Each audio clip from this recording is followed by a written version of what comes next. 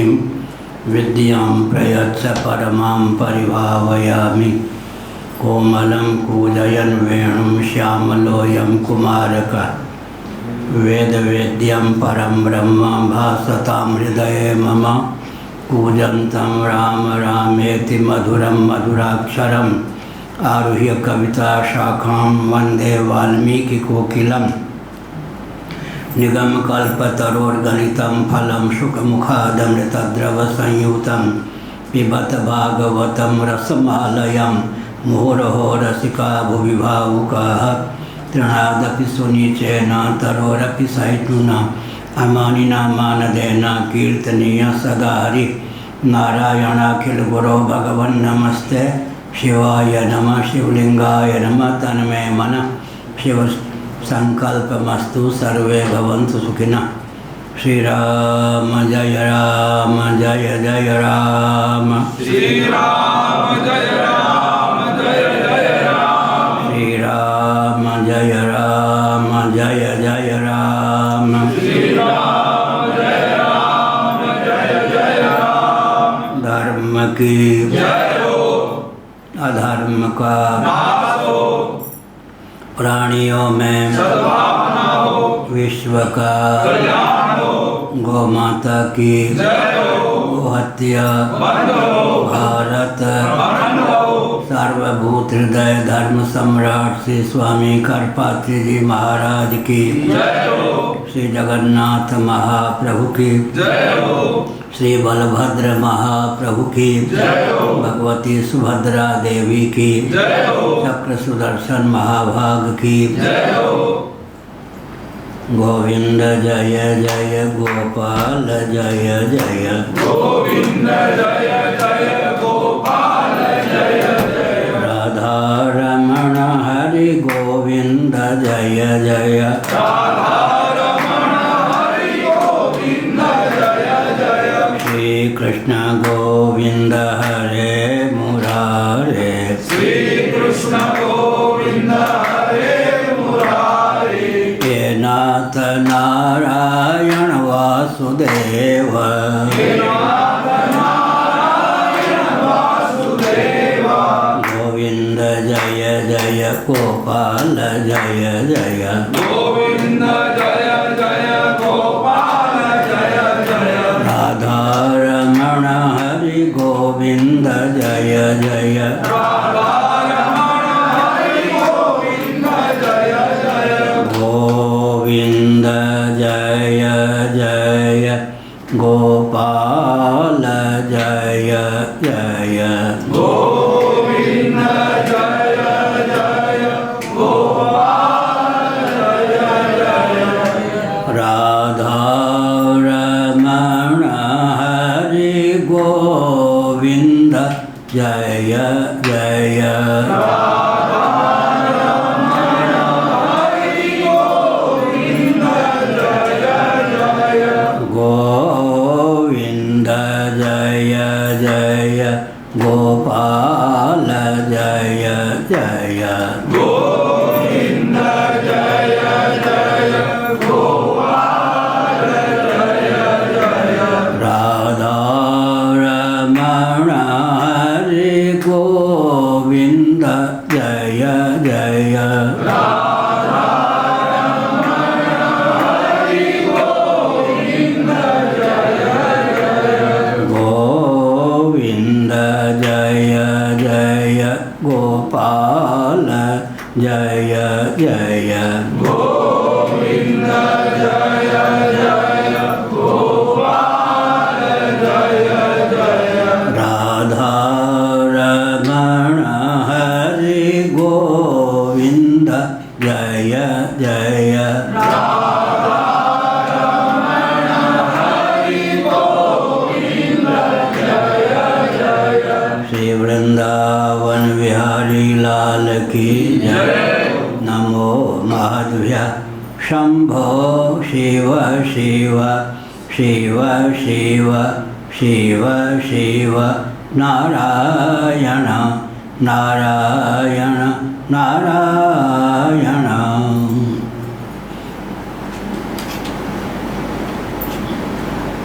मिला कुछ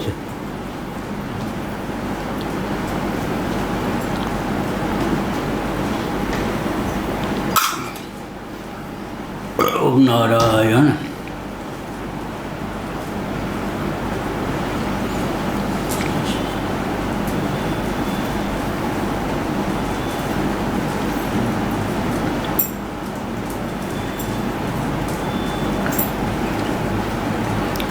श्रीमद्भागवत सप्तम स्कंध अध्याय 15 श्लोक 62, 63, 64, 65। बंद रखें, खेल कूद मत करें। भावाद्वैतम क्रियाद्वैतम द्रव्याद्वैतम तथात्मन वर्तयन स्वानुभूत्य। ये भाई जाना हो तो जाइए, रहना हो तो ठीक से रहिए, ये सब खेल कूद मोबाइल बंद रखें। भावाद्वैतम क्रियाद्वैतम द्रव्याद्वैतम तथात्मन वर्तयन स्वानुभूत्य त्रीन् स्वप्नान् धुनुते मुनि। कार्य कारण वस्त्वैक्यमर्शनं पटतंतुवत् अवस्तुत्वाद् विकल्पस्य भावाद्वैतम तदुच्यते।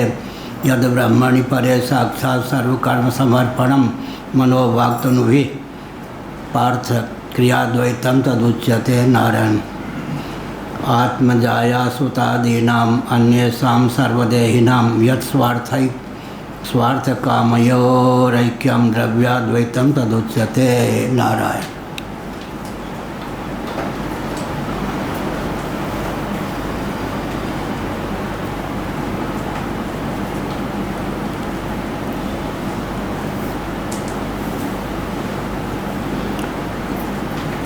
देवर्षि नारद ने युधिष्ठिर जी को प्रबोधित करते हुए, उपदेश देते हुए इन तथ्यों को उद्भाषित किया।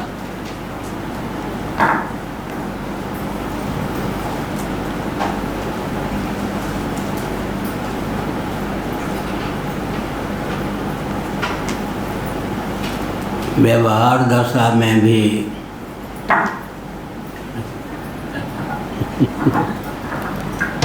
पूर्वाचार्य जी की आयु अधिक हो गई थी तो कमर टेढ़ी हो जाए। माइक किसने ठीक नहीं किया ना, फिर कभी सब ऊपर जाए। माइक ठीक नहीं किया ना, ऊपर नहीं। अगर माइक ठीक नहीं किया, किसने माइक वाले को रखा है, ठीक नहीं किया उसने। अब हम लोग मन ही मन मुस्कुराते थे क्यों शरीर माइक वालों को दोष देते थे।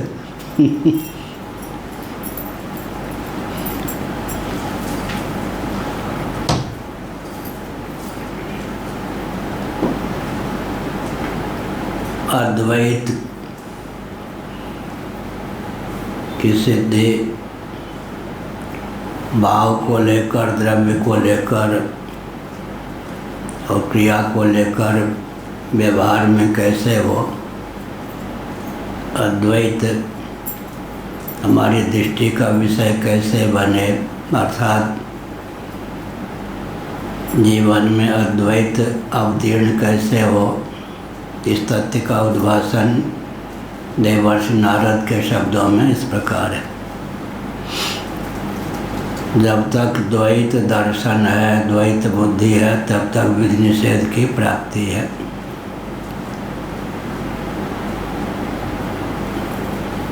वो निष्त्रय गुणीय हो जाते हैं, उनके ऊपर विधि निषेधात्मक शास्त्र प्रसक्त नहीं होते, वो विधि निषेध से पारंगत हो जाते हैं। स्वभाव और लोक संग्रह की भावना से भावित होकर विधि का पालन करते हैं, लेकिन विधि की किंकरता उनके जीवन में नहीं होती, निषेध की किंकरता भी उनके जीवन में नहीं होती। भावाद्वैतम क्रियाद्वैतम द्रव्याद्वैतम तथात्मन वर्तयन स्वानुभूत्य त्रीन् स्वप्नान् धुनुते मुनि। मुनि का अर्थ होता है विचारशील मनीषी। मुनि एक होते ऋषि, एक होते हैं मुनि। ऋषयो मंत्र द्रष्टारः, मंत्र के जो दृष्टा होते हैं उनका नाम ऋषि होता है। मंत्रों के अर्थ पर जो विचार करते हैं उनका नाम मुनि होता है। मुनि मननशील व्यक्ति का नाम होता है। मननशील को मुनि कहते हैं, मंत्र दृष्टा को ऋषि कहते हैं। ऋषि मंत्र के कर्ता नहीं होते, मंत्र के दृष्टा होते हैं। जैसे भगवान अनादि हैं वैसे ही वेद भी अनादि हैं। वेद भी अनादि हैं। पिछले दिनों कहा गया था कि न स्वस्ति प्रत्ययोलोक्य यह शब्दानुगमादृते, यह व्याकरण का सिद्धांत है। व्यवहार साधक ऐसा कोई बोध नहीं होता जिसमें शब्द का अनुवेद न हो। उदाहरण दिया गया कल, है कोई चतुर चितेरा पारखी माई का लाल जो किसी भी भाषा के किसी भी शब्द या शब्दजन्य संस्कार का आलम्बन लिए बिना संकल्प कर ले, निश्चय कर ले, स्मरण कर ले या गर्व कर ले। व्यवहार की सिद्धि में तो ज्ञान और शब्द दोनों का साहचर्य अपेक्षित है। शब्द से जो ज्ञान अनन्वित होता है, युक्त नहीं होता, उसका नाम तो आत्मा ही है। ज्ञान के साथ अगर शब्द जुड़ जाए तो उसी का नाम अंतःकरण, मन, बुद्धि, चित्त, अहंकार हो जाता है। शब्द विहीन जो ज्ञान होता है उसी का नाम आत्मा। प्रत्यासक्तिर्विशिष्यते पंचदशी का वचन है। गंध आरोह क्रम से, फिर रस, फिर रूप, फिर स्पर्श, फिर शब्द। पृथ्वी का गुण है गंध, जल का गुण है रस, अग्नि का गुण है रूप, वायु का गुण है स्पर्श, आकाश का गुण है शब्द। पृथ्वी की अपेक्षा जल अंतरंग है, सन्निकट निर्विशेष है। जल की अपेक्षा अग्नि अंतरंग है, प्रत्यक है, सन्निकट निर्विशेष है। अग्नि की अपेक्षा वायु प्रत्यक है, सन्निकट निर्विशेष है। वायु की अपेक्षा आकाश प्रत्यक है, सन्निकट निर्विशेष है। कारण और कारण का जो गुण होता है कार्य में अनुगत होता है। कदाचित कार्य का गुण कारण में परिलक्षित हो तो उसका नाम हमने रखा संसार। जैसे गंध पृथ्वी का गुण है, जल स्वभावतः निर्गंध है, लेकिन जल में अगर गंध परिलक्षित है तो समझना चाहिए कि गंध गुण रहित जो जल है उसमें गंध नामक गुण का संसार हो गया। इसी प्रकार से अग्नि में गंध नामक गुण का संसार है। अग्नि तत्व गंध विहीन है। आग में चंदन आदि डाल देते हैं, सुगंध की अभिव्यक्ति होती है। मलिन पदार्थ को डालने पर दुर्गंध की अभिव्यक्ति होती है, लेकिन वो गंध का संसार है। वायु में गंध का संसार होता है। हवा चलने पर कभी सुगंध कभी दुर्गंध की प्राप्ति होती है। नीचे के गुण का ऊपर में संसार होता है। ऊपर का गुण जो है अपने द्रव्य सहित, आश्रय सहित नीचे के पदार्थ में अनुगत होता है या नियम। अद्वैत भाव को लेकर, क्रिया को लेकर, द्रव्य को लेकर यह प्रयोग का विषय है। सुनना भी चाहिए, गुनना भी चाहिए और बार बार गुनने के बाद, मनन करने के बाद तदनुकूल दृष्टि भी होनी चाहिए। यह दृष्टि पर्यवसायी ज्ञान होता है। जब तक दृष्टि न बन जाए, दृष्टि पर्यवसायी ज्ञान न हो जाए, तब तक अभ्यास करना चाहिए। मोहन वस गयो मेरो मन में, जित देखूं तित वो ही दिखत घर बाहर आंगन में। अब दृष्टि पर्यवसायी श्री कृष्ण हो गए। मन में श्री कृष्ण को बैठा लिया, मन में श्री कृष्ण सन्निहित हो गए तो चक्षुर्जन्या मनोवृत्ति जहाँ जहाँ जाती है वहाँ वहाँ श्री कृष्ण का स्फुरन होता ही है। मोहन बस गयो मेरो मन में, जित देखूँ तित वो ही दिखत घर बाहर आंगन में। यह दृष्टि में क्या है, और हमारी दृष्टि जहाँ जाती है वही गणित नाचता हुआ दिखाई पड़ता है सब जगह। जहाँ जहाँ दृष्टि जाएगी वहाँ गणित हमारे लिए इतना बहुत रोचक विषय है, और उनके लिए सरदर्द है। हमारे लिए गणित बहुत रोचक विषय है। जिधर दृष्टि जाएगी उधर से ही गणित प्राप्त हो जाता है। दृष्टि पर्यवसायी ज्ञान हो, मन में किसी तथ्य के प्रति, वस्तु के प्रति, भाव के प्रति, क्रिया के प्रति आस्था होती है, तो वह जो मन है इंद्रिय द्वार से जहाँ जहाँ जाता है, मनोवृत्ति इंद्रिय द्वार से जहाँ जहाँ जाती है वहाँ वहाँ उस वस्तु का स्फुरन होने लगता है। दृष्टि पर्यवसायी बोध हो।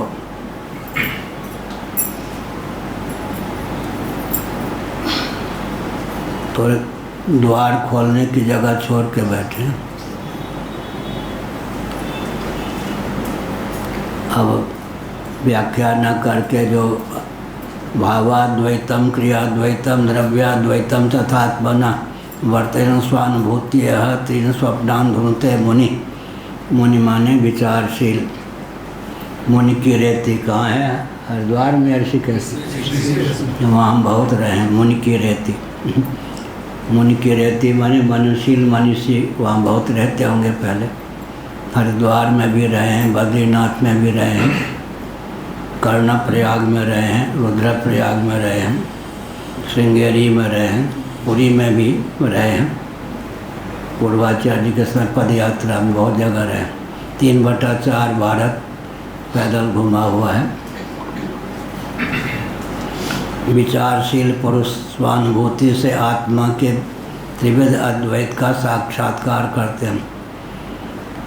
अद्वैत तो है, लेकिन उसके साक्षात्कार की दृष्टि यहाँ पर प्राप्त है। जागृत स्वप्न सुषुप्ति और दृष्टा दर्शन दृश्य के भेद रूप स्वप्न को मिटा देते हैं। यह स्वप्न है। दीर्घ स्वप्न का नाम शास्त्रों में जागृत है। जगत क्या है? दीर्घ स्वप्न। दीर्घ स्वप्न, दीर्घकालिक स्वप्न का नाम ही जगत हो जाता है, जागृत अवस्था हो जाती है। दृष्टा दर्शन दृश्य है। जागृत स्वप्न सुषुप्ति, जागृत स्वप्न सुषुप्ति 3 अवस्थाएं हैं। दृष्टा दर्शन दृश्य यह त्रिपुटी है। प्रमाता प्रमाण प्रमेय ज्ञाता ज्ञान ज्ञेय भोक्ता भोग भोग, ये सब गंता गमन गम्य आदि, रसयिता रसन रस इत्यादि त्रिपुटी। एकत्व के दर्शन से त्रिपुटी विगलित हो जाती है। केवल व्यवहार सिद्धि में त्रिपुटी का उपयोग होता है।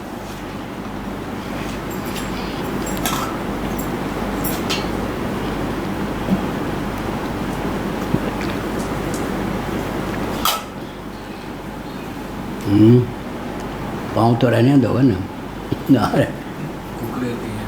अच्छा ठीक है, गढ़वाल के हैं, बहुत अच्छे। हमने संकेत क्या किया, क्या कह रहे थे? हाँ, भावाद्वैत द्रव्याद्वैत क्रियाद्वैत, तीनों अद्वैत का साक्षात्कार करते हैं। तीनों प्रकार का अद्वैत। दृष्टा दर्शन दृश्य की बात चल रही थी। ज्ञाता ज्ञान ज्ञेय, यद ज्ञानम अद्वयम वदन्ति तत्तत्त्वविदस्तत्त्वं यद ज्ञानम अद्वयम ब्रह्मेति परमात्मेति भगवानिति शब्दयते यत् अद्वयम ज्ञानम तत्तत्त्वं श्रीमद्भागवत 1-2-11। त्रिपुटी से अतिक्रांत जो ज्ञान है वही ज्ञाता ज्ञान ज्ञेय 3 रूपों में उल्लसित है। त्रिपुटी से अतिक्रांत जो दृष्टि है वही दृष्टा दर्शन दृश्य तीनों रूपों में उल्लसित है। यह त्रिपुटी से अतिक्रांत जो प्रमा है यथार्थ बोध वही प्रमाता प्रमाण प्रमेय के रूप में उल्लसित है। यहाँ सावधान रहने की आवश्यकता है। त्रिपुटी से अतिक्रांत जो ज्ञान है बौद्धागम के अनुसार विचार करें तो उसमें नैरात्म्य बुद्धि हो जाती है कि वह ही नहीं। और त्रिपुटी के रूप में अगर ज्ञान आ जाए तो वेदांती गला पकड़ने लग जाते हैं। अन्योन्य सापेक्ष है इसलिए नश्वर है, न इधर के रहे न उधर के रहे। क्या त्रिपुटी उदाहरण दिया श्रीमद् भागवत के बारे में स्कंद में, कल भी कहा था परसों भी कहा था तेजो द्रव्य है, तेज रूप द्रव्य है, अधिभूत रूप होकर अध्यात्म नेत्र होकर अधिदैव सूर्य होकर उल्लसित है।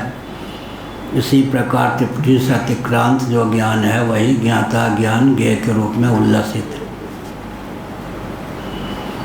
बीच में जो ज्ञान है ज्ञाता ज्ञान ज्ञेय, उसमें ज्ञाता ज्ञान का आश्रय है, ज्ञेय ज्ञान का विषय है। आश्रय विषय निरपेक्ष ज्ञान का नाम आत्मा है।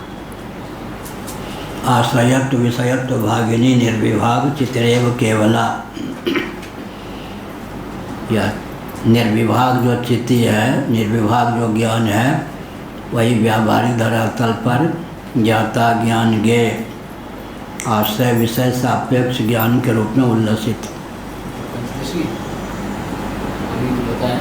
नहीं वो और ग्रंथ का आश्रयत्व विषयत्व भागिनी निर्विभाग चित्रेव केवला। तो हमने संकेत किया आश्रयत्व विषयत्व भागिनी निर्विभाग चित्रेव केवला। निर्विभाग चित्ती जो है ज्ञान है वही आश्रय विषय के रूप में उल्लसित है। जैसे दृष्टि है, आश्रय दृष्टा तो विषय दृश्य, ज्ञान है तो आश्रय ज्ञाता तो विषय ज्ञेय, ऐसे ही यह हुआ। कल परसों कहा था शंकराचार्य महाभाग ने गीता के दूसरे अध्याय के भाष्य में इस तथ्य को उद्भाषित किया कि आत्मा अप्रमेय है। यह तो कैमुतिक न्याय से सिद्ध तथ्य है। प्रमाता प्रमाण प्रमेय में प्रमेय पराग, पराग का अर्थ होता है बाह्य, उससे प्रत्यक माने अंतरंग है प्रमाण, प्रमाण से प्रत्यक कौन है प्रमाता। शंकराचार्य ने क्या लिखा दूसरे अध्याय के भाष्य में गीता के, प्रमाण भी जब अप्रमेय है, प्रमेय से प्रत्यक हुआ ना, अंतरंग हुआ ना, अतीत हुआ ना, ऊपर हुआ ना कौन प्रमाण। तो प्रमाण से भी ऊपर है प्रमाता। जब प्रमाण भी अप्रमेय है तब तो क्या कहना कि प्रमाता अप्रमेय है। फिर क्या कहना कि प्रमाता प्रमाण प्रमेय से अतिक्रांत जो प्रमा है वह सर्वथा अप्रमेय है। अब स्पष्ट ही कर रहे हैं, ज़्यादा गंभीर नहीं।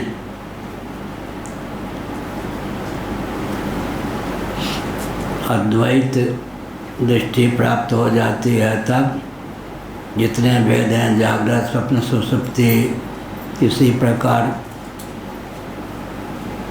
दृष्टा दर्शन दृश्य व्यवहार साधन के लिए इनका उपयोग रहता है। भागवत में एकमेक तरा भावे यदा नोपलभा महे तृतयम तत्र यो वेद स आत्मा स्वाश्रयाश्रया। बहुत महत्वपूर्ण वचन है। एकमेक तरा भावे यदा नोपलभा महे तृतयम तत्र यो वेद स आत्मा स्वाश्रयाश्रया। एकमेक तरा भावे, त्रिपुटी में एक के खिसक जाने पर शेष दो खिसक जाते हैं। भोक्ता भोग और भोग से भोग देखो खिसका ले तो भोग और भोक्ता भी खिसक जाएंगे। एकमेकतरा भावे यदा नोपलभामहे तृतीयम तत्रयो वेदा। तीनों का जो साक्षी है वही परम तत्व है। एकमेकतरा भावे यदा नोपलभामहे तृतीयम तत्रयो वेदा। स आत्मा वही आत्मा है। आगे का वचन बहुत विचित्र है। स्वाश्रयाश्रया अपने ही समाश्रित है। तो यहाँ कौन सा दोष प्राप्त हो गया? कर्म कर्तृ विरोध। स्वयं ही कर्म स्वयं ही कर्ता। तो इसका अभिप्राय क्या हुआ? अन्य किसी के समाश्रित नहीं। मैं स्वावलंबी हूँ। अब व्यवहार में बोलते ना, स्वावलंबी का अर्थ क्या हुआ? स्वयं ही अपना आलम्बन लिए हुए हैं। कर्म करते विरोध, कर्म करते दोष की प्राप्ति होगी। स्वावलंबी हूँ का अर्थ क्या होगा? किसी अन्य के का आलम्बन मुझे नहीं चाहिए। परालंबन से रहित का नाम हो गया स्वावलंबी। आत्मरति, अनात्मरति से अतिरिक्त जो व्यक्त हुआ वो आत्मरति। आत्मरति अगर होगी तो रति का विषय भी आत्म तत्व, रति का विषय भी आत्म तत्व, रति कर्ता भी आत्म तत्व। कर्म करते विरोध की प्राप्ति होगी। हाँ, विरोध नहीं भी है। जैसे भगवान जो हैं कर्म करते विरोध, भगवान माया के द्वार से स्वयं ही जगत के रूप में अभिव्यक्त होते हैं। जगत बनाने वाले भी भगवान, जगत बनने भी वाले भगवान। कर्म करते दोष की शक्ति क्यों नहीं है? बीच में माया, भगवान की शक्ति आ गई, वो काम कर देती है। इसलिए पंचदशी कार विद्यारण्य स्वामी ने कहा, असंभव को जो संभव कर दे उसी का नाम तो माया है। असंभव को जो संभव कर दे उसी का नाम माया है। माया के राज्य में कुछ भी असंभव नहीं है। या अद्वैत के तीन भेद हैं। या भावाद्वैत, क्रियाद्वैत, द्रव्याद्वैत। भावाद्वैत, क्रियाद्वैत, द्रव्याद्वैत, तीनों का उदाहरण। कार्य कारण वस्तुैक्यमर्शनम घटतंतुवत् अवस्तुत्वाद् विकल्पस्य भावाद्वैतम तदुच्यते। उपादान उपादेय भाव को लेकर भावाद्वैत की सिद्धि देवर्षि नारद ने की। वस्त्र क्या है? उपादेय, उपादान कारण से निर्मित कार्य का नाम उपादेय होता है। सूत्र जो धागे, तंतु जिसको कहते हैं, आतान वितानात्मक तंतु समुदाय का नाम ही वस्त्र हो जाता है। कल कहा था ऐसे, आतान वितानात्मक, ऊपर नीचे ताना बाना बोल दिया गया, वही वस्त्र हो जाता है। वस्त्र सूत्र रूप ही होता है, क्योंकि आतान वितानात्मक सूत्र समुदाय का नाम ही वस्त्र हो जाता है। वैसे ही कार्य भी कारण मात्र है। यह कार्य भी कारण मात्र है, क्योंकि कारण को सूक्ष्म बुद्धि के द्वारा कर्षित कर लेंगे तो कार्य पृथक से रहेगा नहीं। ताम्र पात्र है, सूक्ष्म बुद्धि से ताम्र धातु को कर्षित कर लेंगे तो ताम्र पात्र की न सत्ता रहेगी न उपयोगिता। डंडा मार के थोड़े सबको फोड़ते जाएंगे, पागले सिद्ध हो जाएंगे। फिर आकाश को भी फोड़ेंगे कैसे, तोड़ेंगे भी कैसे। बम भी बाजार दें तो आकाश का नाश थोड़े होगा। मनुष्य जो है आकाश के नाश करने में समर्थ थोड़े। एटम बम से भी आकाश का नाश थोड़े होगा। हिरोशिमा नागासाकी का नाश थोड़े हो गया बम से भी। इसलिए बम का प्रयोग नहीं, सूक्ष्म बुद्धि के द्वारा ही सारा काम चल जाता है। यह हुआ। ताम्र पात्र से ताम्र को सूक्ष्म बुद्धि के द्वारा काढ़ लिया तो पात्र क्या रह गया? न उसकी सत्ता रह गई न उपयोगिता। या मृद घट से मृतिका को कर्षित कर लिया तो न घट की सत्ता रही न उपयोगिता। और वस्त्र से तंतु को, धागे को सूक्ष्म बुद्धि के द्वारा आकर्षित कर लिया तो वस्त्र की न सत्ता रही न उपयोगिता। ऐसे ही नाम रूपात्मक जगत से अस्थि भांति प्रिय रूप परमात्मा तत्व को सूक्ष्म बुद्धि के द्वारा आकर्षित कर लिया तो जगत की न सत्ता रही न उपयोगिता। यह अर्थ परमात्मा तत्व की विद्यमानता ही कार्यों की उपयोगिता का रस रहस्य है, यह अभिप्राय हुआ। कारण की कार्य में अनुगति से ही कार्य की सत्ता और उपयोगिता सिद्ध होती है। नाम रूप की महिमा क्या है? विशेष उपयोगिता का प्रयोजक है नाम रूप। मिट्टी की उतनी उपयोगिता नहीं हो सकती जितनी की उपयोगिता घट की हो जाती है। यह तो कार्य से कारण की उपयोगिता बढ़ जाती है, लेकिन कार्य की सत्ता जो है वो कारण पर ही विद्यमान रहती है, अर्थात मूल मैटर धातु या पदार्थ पर ही विद्यमान रहती है। सब नियम तो भावाद्वैत, क्रियाद्वैत, द्रव्याद्वैत का वर्णन कर रहे। वस्त्र सूत्र रूप ही होता है, ताम्रपात्र ताम्र रूप ही होता है, ऐसे सुवर्णाभूषण सुवर्ण रूपी होता है। रजत से, चांदी से निर्मित आभूषण रजत मात्र होता है। ऐसे ही भेद वास्तव में नहीं है। इस प्रकार सबकी एकता का विचार भावाद्वैत विचार का नाम है। अवस्तुत्वाद विकल्पस्य भावाद्वैतम तदुच्यते। विकल्प माने कार्य, विकल्पना निरधिष्ठान नहीं होती। पूछा था न सज्जन ने, इन सब का अर्थ क्या है? भगवान शंकराचार्य के जो भाष्य हैं, प्रकरण ग्रंथ हैं, स्तुति हैं, उनको सूत्र रूप में उन्हीं की कृपा से हमने डाला। विकल्पना निरधिष्ठान, अच्छा इन्होंने पूछा था, विकल्पना निरधिष्ठान नहीं होती, बाद असाक्षिक नहीं होता, नाश निरन्वय नहीं होता, उत्पत्ति मृग मूलक नहीं होती विकल्पना निरधिष्ठान नहीं होती, बाद असाक्षिक नहीं होता, नाश निरन्वय नहीं होता, उत्पत्ति असन्मूलक नहीं होती, और अप्राप्त का प्रतिषेध नहीं होता, प्राप्त प्रयुक्त हुए बिना नहीं रहता। कितने नियम हो गए? विकल्पना निरधिष्ठान नहीं होती, बाद असाक्षिक नहीं होता, नाश निरन्वय नहीं होता, उत्पत्ति असन्मूलक नहीं होती, और प्राप्त प्रयुक्त हुए बिना नहीं रहता। अप्राप्त का प्रतिषेध नहीं होता, प्राप्त प्रयुक्त हुए बिना नहीं रहता। 6 हो गए, ठीक। खट संपत्ति हो गई, 6 सिद्धांत हो गया। विकल्पना निरधिष्ठान नहीं होती। रस्सी है तो सर्पादि विभ्रम संभव है, सुक्ति है तो चांदी का विभ्रम संभव है। ऐसे यह भी एक विचित्र बात है। सादृश्य में ही भ्रम होता है, ये कोई मर्यादा नहीं।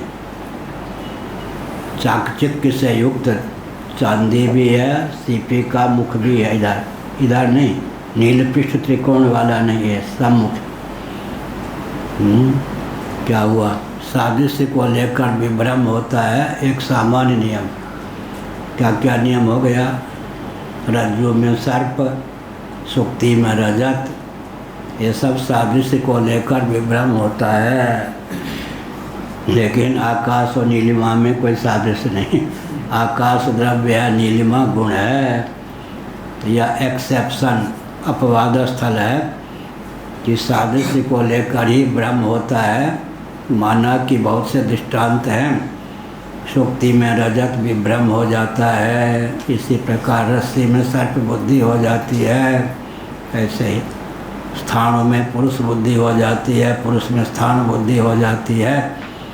इन सब दृष्टांतों के बल पर यह तथ्य डंके की चोट से सिद्ध होता है कि सादृश्य में विभ्रम होता है, लेकिन नभ में फिर नैल का विभ्रम नहीं होना चाहिए, क्योंकि नभ निरूप है और द्रव्य है। नैल जो है, नीलिमा जो है, गुण है। कहीं कहीं विसदृश में भी भ्रम हो जाता है। तो सामान्य नियम यही है कि सादृश्य में विभ्रम होता है। भावाद्वैत कह दिया। भावाद्वैत उपादान उपादेय भाव को लेकर उपादानातिरिक्त उपादेय नहीं होते। उपादेय माने उपादान कारण से निर्मित जो कार्य है।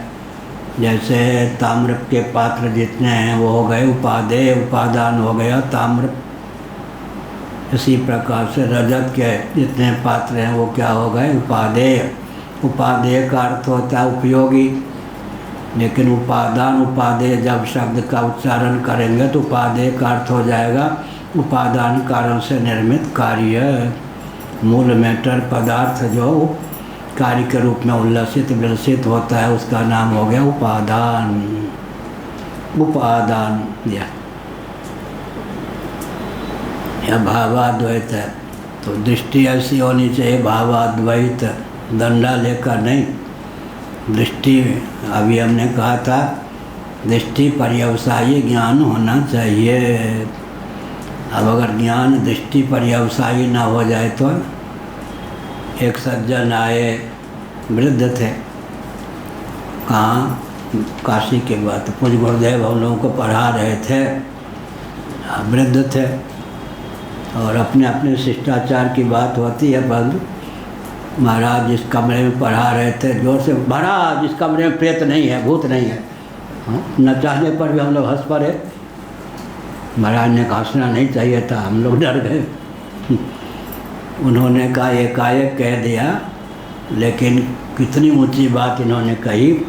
जिस कमरे में आप रहते हैं, जिस भवन में आप रहते हैं उसमें भूत प्रेत नहीं है। फिर उन्होंने कहा किसी भी विद्या के विशेषज्ञ पर हंसी नहीं आनी चाहिए। ये काशी में ऐसे मनीषी हैं, इनकी दृष्टि से छिप करके भूत प्रेत नहीं रह सकते। तो हमने कहा भूल हो गई। अब वो एकाएक कह दिया ना करके, महाराज इस कमरे में भूत नहीं है, प्रेत नहीं है। न चाहने पर भी हंसी आएगा ही।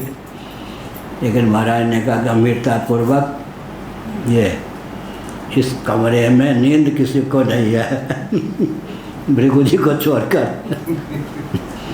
इस कमरे में उन्होंने कहा देखो इनकी दृष्टि से बच करके भूत प्रेत रह नहीं सकते। भूत प्रेत विद्या के आचार्य हैं, या किसी भी विद्या में जो पारंगत हो, कला में पारंगत हो, उसकी विद्या और कला का सम्मान करना चाहिए। तो हम लोगों ने कहा भूल हो गई। महाराज ने कहा हंसी हमको भी आ रही थी, मन ही मन रोका हमने बहुत शीलवान थे ना पूज्य गुरुदेव। हम लोग अपमान न समझें या हमको शौक न हो कि क्यों हंसे। महाराज ने कहा एकाएक कह देने से हंसी आना स्वाभाविक, लेकिन देखो ये भूत प्रेत विद्या के विशेषज्ञ हैं, इनकी दृष्टि से छिप करके भूत प्रेत नहीं रह सकते। ऐसे ही भावाद्वैत हुआ, जहाँ जहाँ दृष्टि जाए वहीं वहीं उस वस्तु के उपादान पर दृष्टि केंद्रित हो जाए। नाम रूप का बाध करके उसका जो मूल कारण है उस पर दृष्टि केंद्रित हो जाए। तो ये दृष्टि बनानी पड़ती है। वस्त्र पर दृष्टि गई तो तंतु दृष्टि के सामने नाचने लग जाएं। सुवर्णाभूषण पर दृष्टि गई तो सुवर्ण धातु दृष्टि के सामने नाचने लग जाए। इस प्रकार से उपादान परक दृष्टि हो जाती है। तो जगत का उपादान कौन है? परमात्मा तत्व, भगवत तत्व, ब्रह्म तत्व या आत्म तत्व। तो जहाँ जहाँ दृष्टि जाए यत्र यत्र मनो याति तत्र तत्र परम पदम तत्व समाधया। इसलिए सरस्वती रहस्योपनिषद में 3 अभ्यंतर समाधि 3 बाह्य समाधि का वर्णन सरस्वती रहस्योपनिषद में। तो हमने संकेत किया जहाँ जहाँ दृष्टि जाए वहीं भगवत तत्व का साक्षात्कार कैसे करें। मिट्टी के जितने पात्र हैं उन पर दृष्टि गई तो मृद धातु का दर्शन, सुवर्ण के जितने कटक मुकुट कुंडलादि आभूषण या पात्र हैं उन पर दृष्टि गई तो सुवर्ण धातु का ज्ञान हो गया। इसी प्रकार अस्थि भांति प्रिय, इधर 3 उधर 3, 3 3 तबला बाजे धीन धीन, एक एक पर तीन तीन, बरगाला नाला जोर जुलूम, पुरानी कहावत। बरगाला नाला है ना कहीं उत्तराखंड। तबला बाजे धीन धीन, एक एक पर तीन तीन। हाँ विंध्याचल और मिर्जापुर की। हाँ वहीं के हैं ये उधर के हैं पांडे। तबला पहले कहावत थी ना, तबला बाजे धीन धीन, यह बरगाला। हाँ इसी प्रकार क्या अर्थ हुआ, जहाँ जहाँ दृष्टि जाए वहीं वहीं परमात्मा तत्व का, तीन उधर तीन इधर। कौन?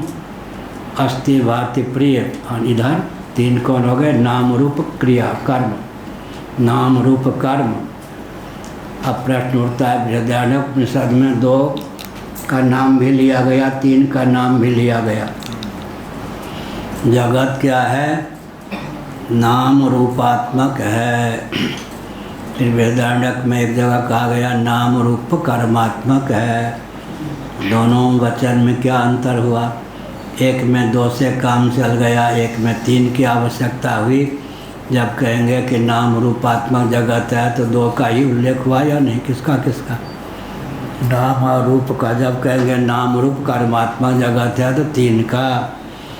3 क्यों कहा? जब 2 ही से काम चल जाता है, क्योंकि कर्मात्मक जगत है, कर्म के ही 2 भेद हो जाएंगे, एक नाम एक रूप। रूप माने स्वरूप वस्तु, तो कर्म के भी 2 ही रूप हो जाएंगे, तो नाम रूप में अंतर्भाव हो जाएगा। इसलिए जगत को नाम रूपात्मक भी कह सकते हैं, लेकिन लहजे से, लहजे उर्दू, जब हम ब्रह्म को अस्थि भाति प्रिय कहते हैं तो जगत को भी 3 शब्दों में ख्यापित करना चाहिए। वो 3 शब्द कौन हो गए? नाम रूप कर्मात्मक जगत है। नाम क्या है? परमात्मा की चित प्रधान अभिव्यक्ति। भगवान है सत्य चित आनंद, तो नाम जो है भगवान की चित प्रधान अभिव्यक्ति है। रूप भगवान की सत प्रधान अभिव्यक्ति है, और कर्म भगवान की आनंद प्रधान अभिव्यक्ति है। कर्म तो वही है जो आनंद को प्रकट कर सके, जो दुख दे वो कर्म ही क्या है? कर्म के नाम पर बना। जगत नाम रूप कर्मात्मक है, और ब्रह्म अस्थि भाति प्रिय सच्चिदानंद स्वरूप है। इसी को नव्य न्याय की भाषा में बोलेंगे तो, या वैसे ही आधुनिक भाषा दर्शन शास्त्र की भाषा में भी बोलेंगे तो चिदानंद प्रधान भगवान की अभिव्यक्ति का नाम है। सदानंद प्रधान भगवान की अभिव्यक्ति का नाम रूप है चिदानंद। यह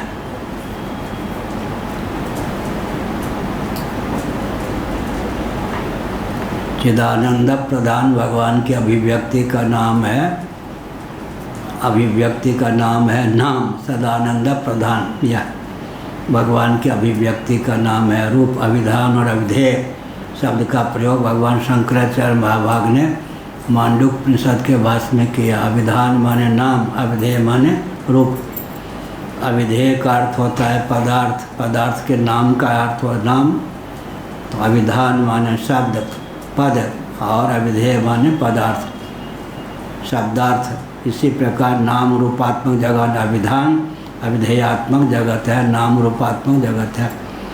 जब हम जगत को नाम रूपात्मक कहते हैं तो रूप शब्द पारिभाषिक होता है। केवल रूप का अर्थ नेत्र का विषय ही नहीं होता, वस्तु का नाम रूप हो जाता है। इसलिए नाम रूपात्मक जगत कहने पर रूप शब्द का अर्थ केवल नेत्र का विषय ही नहीं, पदार्थ। नाम का अर्थ हो जाता है पद, और रूप का अर्थ हो जाता है पदार्थ। पद पदार्थ, यह पद पदार्थ का ही यह। अब व्याकरण के जानने वालों से एक प्रश्न कर दिया जाए कि व्याकरण में शब्द रूप धातु रूप ही क्यों होते हैं? वो कहेंगे धातु, पूछा जाए कि धातु रूप धातु से किसका ग्रहण होगा? कहेंगे क्रिया का होगा। तो शब्द जो है किसका वाचक हो गया? फिर शब्द रूपावली है, धातु रूपावली, 2 ही का नाम लेकर संपूर्ण व्याकरण को ले लिया, या तो शब्द रूपावली या धातु रूपावली, या तो धातु है या शब्द है। तो शब्द किसका किसका वाचक हो जाएगा? शब्द कहने पर किन किन तत्वों का ग्रहण होगा? इसका उत्तर वैशेषिक दर्शन के अनुसार क्या होगा? पृथ्वी, जल, तेज, वायु, आकाश, दिक्, काल, आत्मा, मन, ये 9 द्रव्य हो गए ना, इन सब का वाचक शब्द हो गए ना। पृथ्वी, जल, तेज, वायु, आकाश, दिक्, काल, आत्मा, मन, ये 9 जो द्रव्य हैं उन सब का वाचक हो गया शब्द। शब्द अपने आप में गुण है, आकाश का गुण, लेकिन कल कहा था शब्द तन्मात्रा कहने पर शब्द गुण सिद्ध होता है या द्रव्य? शब्द तन्मात्रा माने अपंचीकृत आकाश, नीचे जिसका गुण नाम होता है ऊपर उसका नाम द्रव्य हो जाता है। क्या कहा न्यायाचार्य जी? नीचे ये न्यायाचार्य हैं कौन? मनो क्या नाम? मेदिनी नहीं, हाँ मातृ प्रसाद जी, यहीं जगन्नाथ विश्वविद्यालय न्यायाचार्य हैं। कितने साल पहले न्यायाचार्य हुए थे? हाँ ये 27 साल पहले। 27 साल पहले। कितने द्रव्य हैं अभी? बैठ जाओ। अभी नहीं तभी कभी बैठ जाओ। न्याय में कितने क्या पता हो, जब हुए तो हुए, बैठ जाओ। अन्याय हमारे साथ मत करो भाई, प्रश्न करके। हम तो न्यायाचार्य हैं। तो प्रश्न उठा कि शब्द रूपावली, धातु रूपावली, शब्द कहने से क्या अर्थ हो गया? धातु माने क्रिया तो ठीक है, लेकिन शब्द कहने से शब्द किसका किसका वाचक हो गया? कहा तो शब्द, शब्द जो है गुण भी है और द्रव्य भी है। कानून से सुनाई पड़े तब क्या हो गया? गुण या द्रव्य? गुण, हाँ ठीक। और शब्द जब तन्मात्रा कहेंगे तो अपंचीकृत आकाश, शब्द तन्मात्रा कहेंगे तो अपंचीकृत आकाश। अपंचीकृत आकाश माने आकाश अतिरिक्त किसी अन्य भूत का, तत्व का, जिसमें सन्निवेश न हो। अपंचीकृत वायु का अर्थ क्या हुआ? वह वायु जिसमें किसी अन्य शेष 4 भूतों का तनिक भी सन्निवेश न हो। अपंचीकृत अग्नि जब कहेंगे तो वह अग्नि जिसमें शेष 4 भूतों का तनिक भी सन्निवेश न हो। अपंचीकृत जल जब कहेंगे तो वह जल जिसमें शेष 4 भूतों का किंचित भी सन्निवेश न हो। जब हम पृथ्वी कहेंगे अपंचीकृत, तब क्या होगा? पृथ्वी के अतिरिक्त 4 भूतों का किंचित भी क्या है? सन्निवेश न हो। या पंचीकृत आकाश, वायु, जल, तेज, पृथ्वी। अब पंचीकृत कहेंगे तो एक कल भी कहा था, 1/2 अपना हिस्सा। अपंचीकृत नहीं, पंचीकृत आकाश 1/2 अपना हिस्सा, 1/8 वायु का 1/8, अग्नि का 1/8, जल का 1/8, पृथ्वी का अंश 1/8 + 1/8 + 1/8 + 1/8 = 1/2, 1/2 + 1/2 = 1। वो अंग्रेजी में क्यों बोले? ये नहीं कि मैं अंग्रेजी जानता हूँ दिखाने के लिए।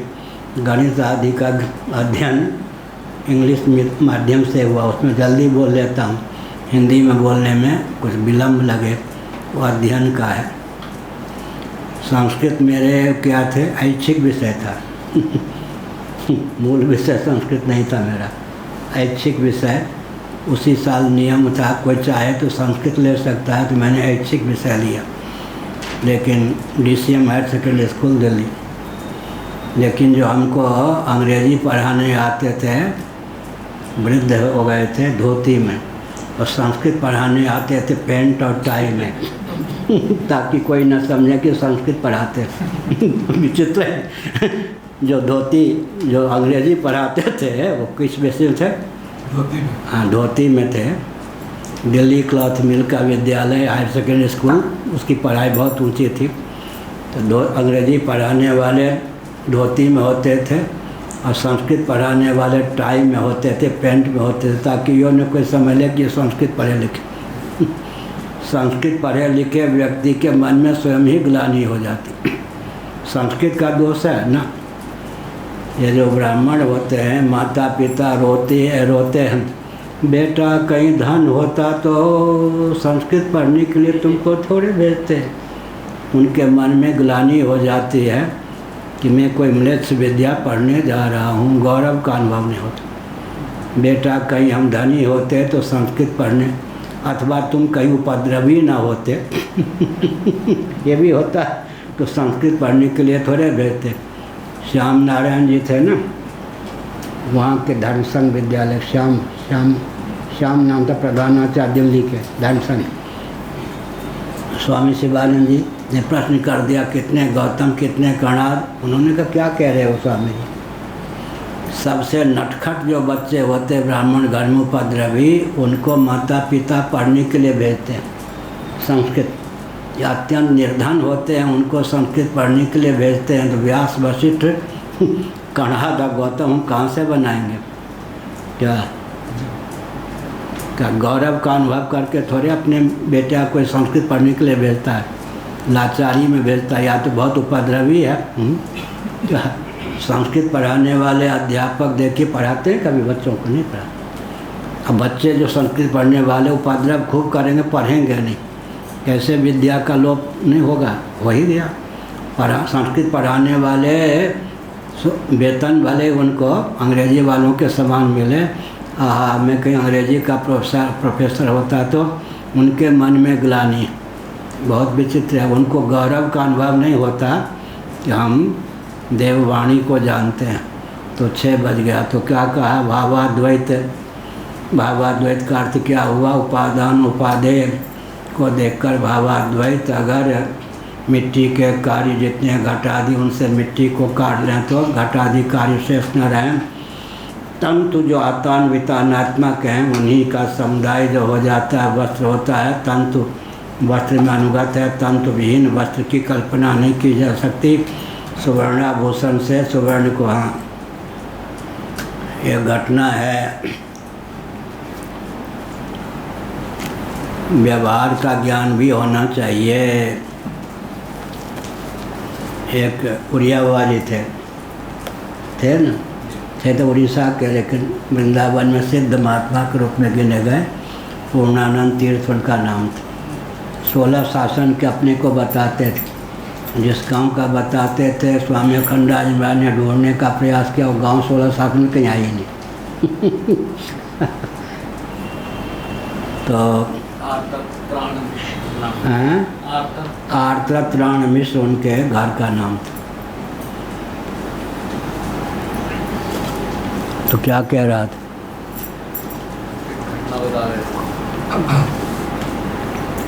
उड़ियावाजी ने कहा एक सुनार से, भाई सुनार बेईमान होते हैं,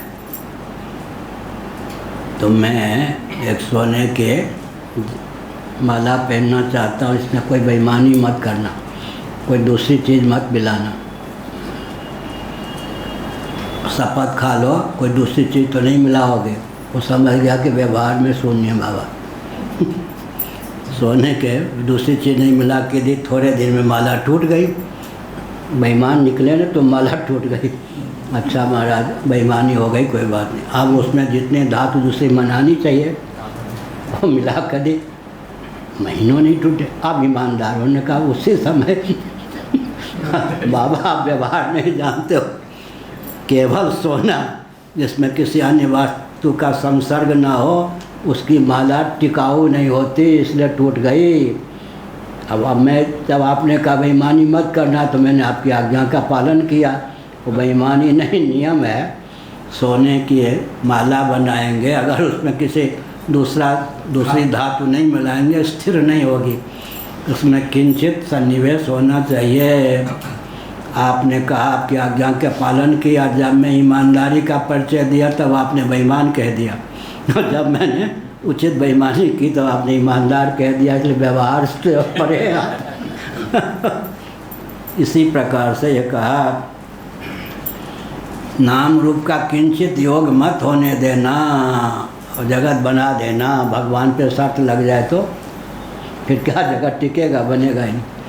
इसलिए कहा भावाद्वैत भी है, द्रव्याद्वैत भी है, क्रियाद्वैत भी है। तो भावाद्वैत का अर्थ किया गया आज क्या, उपादान उपादेय। जहाँ जहाँ उपादेय पर कार्य पर दृष्टि जाए वहीं वहीं उपादान तत्व दृष्टि में नाचने लगे। तो दृष्टि पर्यवसायी क्या होना चाहिए, बोध। जब दृष्टि पर्यवसायी बोध होता है तो उसी का नाम निष्ठा है। दृष्टि पर्यवसायी नहीं है तब तक है अभ्यास इतना होना चाहिए कि बोध दृष्टि पर्यवसायी हो जाए। निमेषार्धम न तिष्ठन्ते वृत्तिम ब्रह्मयिम विनाश।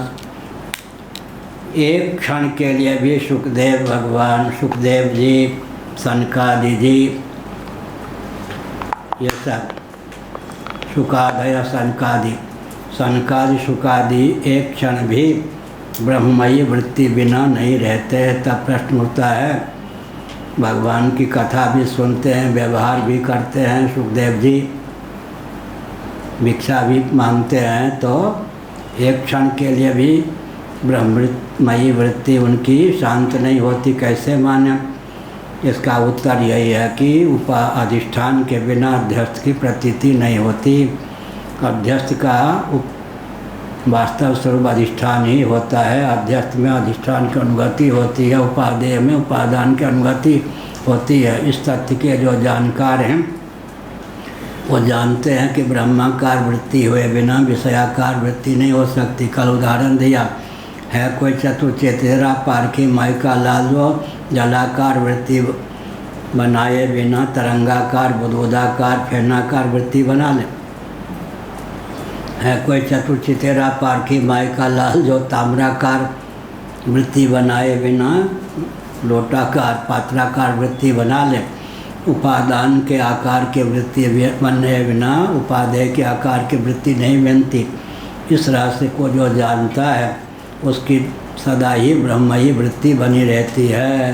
ब्रह्ममयी वृत्ति बने बिना भवमयी, भगवानमयी वृत्ति बने बिना भवमयी, और ब्रह्ममयी वृत्ति बने बिना विषयमयी वृत्ति बन ही नहीं सकती। नारायण।